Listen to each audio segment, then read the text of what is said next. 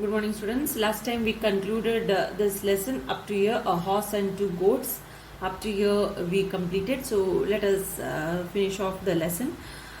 The Tamil that Muni, so we was seeing in the last class that Muni was communicating in Tamil and the foreigner was communicating in English, and both were not understanding each other, but they were continuously communicating, thinking that some way or the other one will understand whatever the next person is trying to communicate, right? So you had seen in the previous class the language barrier between these two, right? So let us continue the lesson.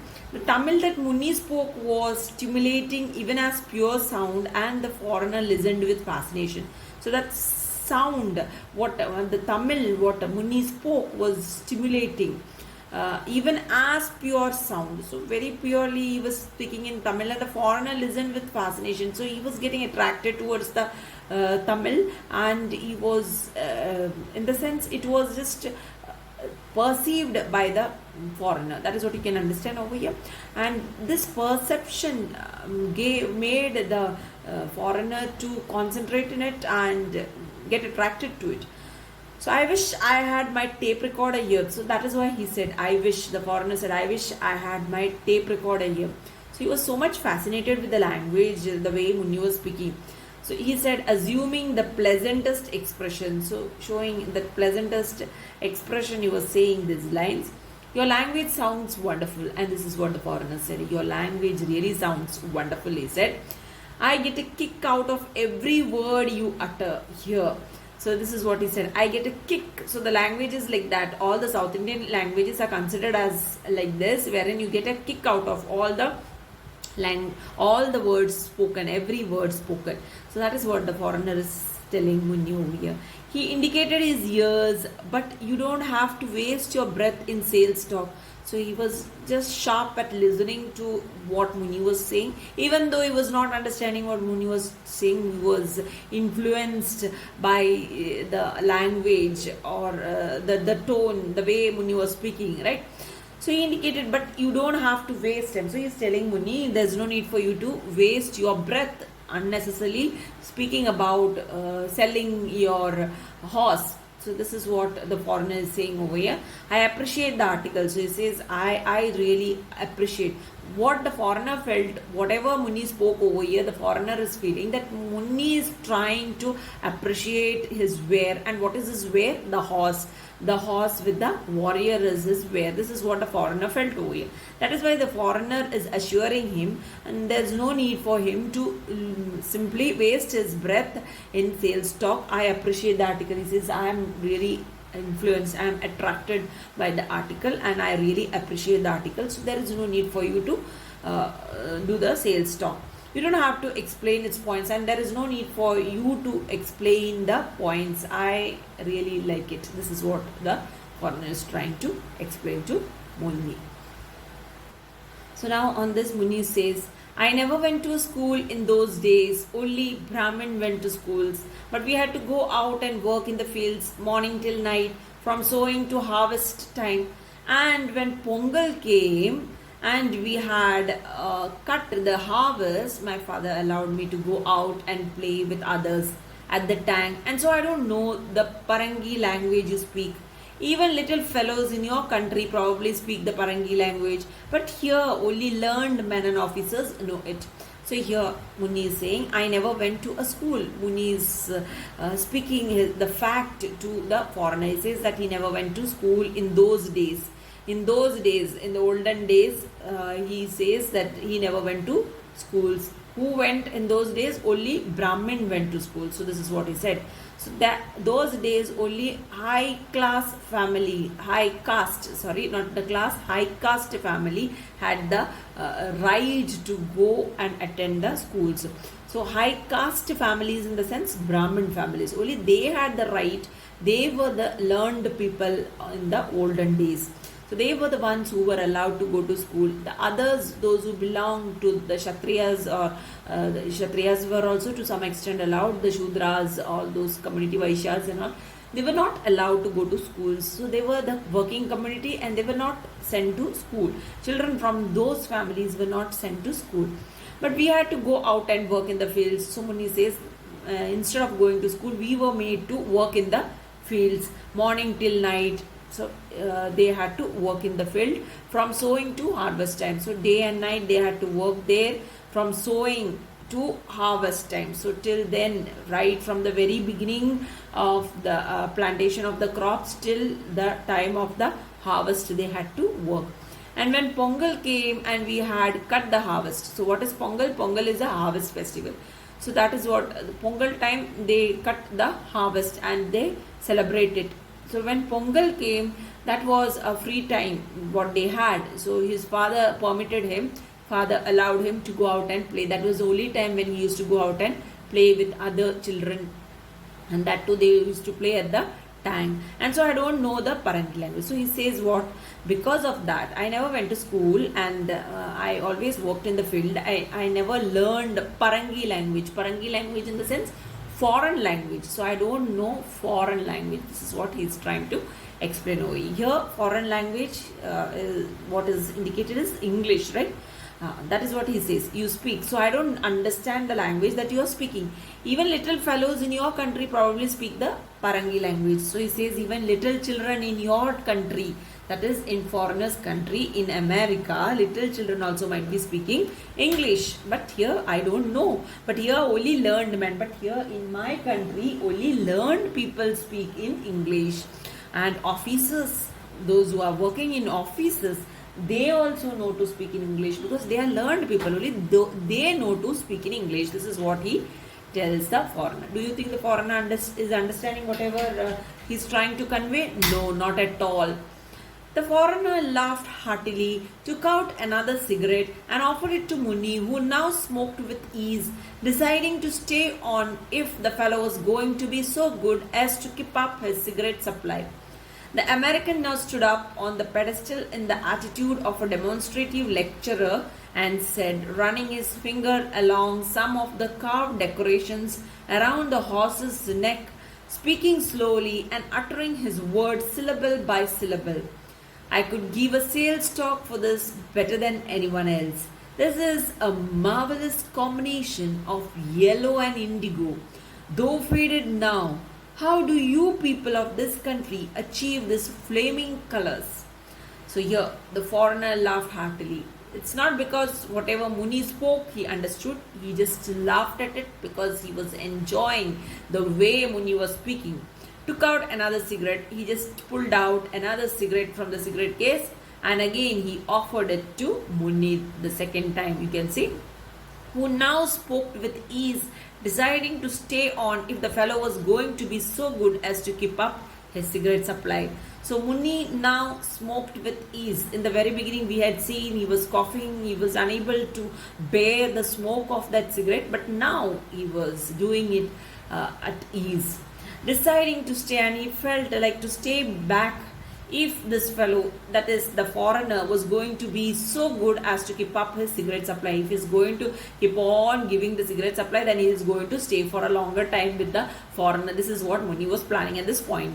The American now stood up on the pedestal in the attitude of a demonstrative lecturer. What did the American do? The foreigner stood up on the pedestal of the horse. He stood on the pedestal and he was trying to give a demonstrative class. He was trying to take a demonstrative class. So demonstrating what? As a lecturer he stood over there and this is what he said. So he was running his finger along some of the carved decorations. So he was just pointing out with his finger to all those carved decorations of the horse, around the horse's neck, speaking slowly and uttering his words syllable by syllable. So slowly he was pointing out to each of those things and slowly he was speaking syllable by syllable. Okay, very slowly he was speaking, uttering each word very clearly so that everyone should understand. So what he was explaining, this is what he said. Okay, you can see, I could give a sales talk for this better than anyone else. So he was so engrossed, he was so attracted towards that statue of the horse that he said, nobody could ever give better talk than me about this particular statue of the horse. That means I can give better talk. I can appreciate this statue very nicely, better than anybody else. This is what he felt. I could give a sales talk for this better than anyone else. So this is what he said. This is a marvelous combination, and this is how he's explaining. This is a marvelous combination of yellow and indigo. Though faded now, it was open in the hot sun, it was open in the hot atmosphere, or maybe in the sun it was open, so the color of it faded. So that is what he's saying. Even though it is faded now, it is a lovely combination of yellow and indigo, he says. Okay, these two colors. So he says, how do you people of this country achieve this flaming colors? So this is another thing what the foreigners are always attracted of India, because they often go for black and white things, and their life is somewhat like that in foreign countries. When they come to India, in almost all the states, we learned it in the bangle sellers itself, isn't it? A colorful country where people prefer different colors, isn't it? So that is why the foreigners is saying, how do you people of this country achieve this flaming colors? How you go for this? Some colors are very attractive and mind-blowing, that it attracts anybody. So that is why they always get attracted to all the colors of India, and they prefer buying things. You can see whatever we may not like to buy, or whatever we just neglect or just avoid, those things are often purchased by foreigners. You might have seen it, right? So Munni, now assured that the subject was still the horse and not the dead body, said, this is our guardian. It means death to our adversaries. At the end of Kali Yuga, this world and all other worlds will be destroyed, and the Redeemer will come in the shape of a horse called Kalki. This horse will come to life and gallop and trample down all bad men. So here Muni now assured. So by now he understood, because this man was pointing out to all the decorations, everything of the horse, and he was speaking over there. Who? The foreigner. So with that, Muni came to a conclusion that the subject was the horse and not the dead body. So this man was not talking anything related to the dead body. He was speaking in connection with the horse.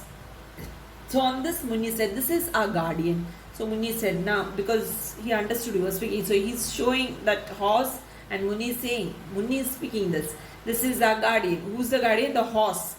It means death to our adversaries. So he says it means this particular guardian, that is the horse, it means death to our adversaries. Who are the adversaries? The rivals, opponents, right? So it means death to them, to the rivals, to the opponents. That is the guardian, that is the horse. So he says at the end of Kali Yuga, this is Kali Yuga which is going on. So at the end of this Yuga, so it takes a long time for the end of this Yuga, right? This world and all other worlds. So he's saying the whole world, the whole of universe. That is what he's trying to explain over here. The world, this world and all other worlds will be destroyed. Will be after the end. That is a belief in the Hindu mythology. You can see there it is always said. At the end of Kali Yuga, the world will come to an end. The world, that is always, it's there in all the holy books, isn't it? So every holy book is speaking about the same thing. At the end of the Kali Yuga, the entire world will be destroyed, and the Redeemer will come in the shape of a horse called Kalki. So here he says the Redeemer. Now who's the Redeemer? The recover, the one who recovers the ownership, isn't it? So will come in the shape of a horse. That is spoken, that is always said that Kali Yuga, at the end of the Kali Yuga, Kalki, you might have learned this. Who is Kalki now? Kalki is an incarnation of Lord Vishnu. Is going to come and is going to take the shape of this horse called Kalki. So that is, Kalki means it's the shape of a horse. That is what it is being told, right?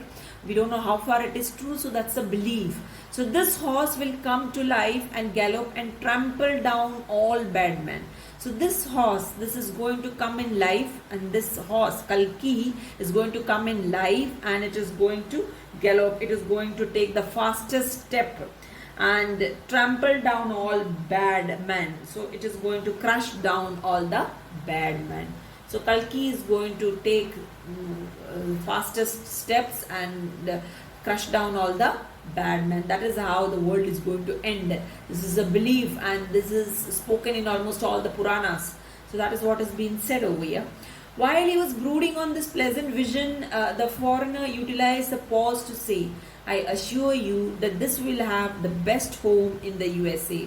So he says, while he was brooding on this pleasant vision, so he was just going, watching, admiring at the pleasant vision of the horse, the foreigner said, utilize the pause to say. So he took that time. He stopped and he was just lost in those Kalki story, who Munni. So that time the foreigner took and he spoke over here. This is what the foreigner said. I assure you, he said, that this will have the best home in the USA. So I'm giving you the guarantee that this particular statue of the horse is going to have the best home in the United States of America. So which is the best home? His own house is speaking about. I'll push away the bookcase. I love books and I'm a member of 5 book clubs, and the choice and bonus volumes mount up to a pile really in a living room as high as this horse itself. But they'll have to go. So this is what he's saying. I'll assure you that I'm going to, this particular statue of the horse is going to have the best place in USA. I'm going to push the bookcase. The bookcase I'm going to push. And he says, and then he says, when he's saying bookcase I'm going to push, he says, I really love books and I'm also a member of 5 book clubs, he says. And the choice and bonus volumes mount up to a pile really in a living room. So it's a huge pile, one above the other. That is what is called as pile. Volume mount up to a pile really in a living room as high. And this pile is as high. The height of it is as big, as high as the horse itself. So that area is going to vacate. Why? To keep the statue of the horse. But they'll have to go. That is going to remove, he says, and he is going to place the horse over there in the place of the bookcase. This is what he is saying over here.